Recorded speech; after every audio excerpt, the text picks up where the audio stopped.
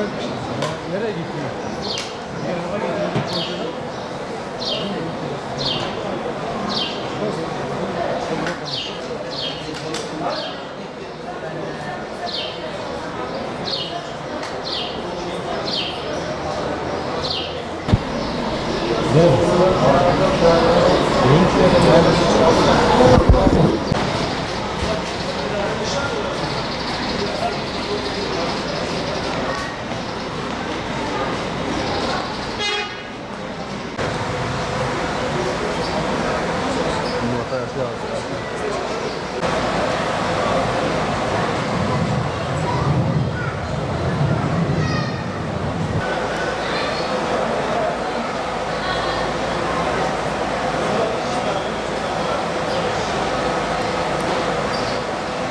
Yaklaşık 30-40 yıldır bu işte sektörde görev yapıyorum. Oruçtur nedeniyle biraz oruç bağlıyor. Bir daha uçaklarda ÖTV var, ÖTV indirimi var.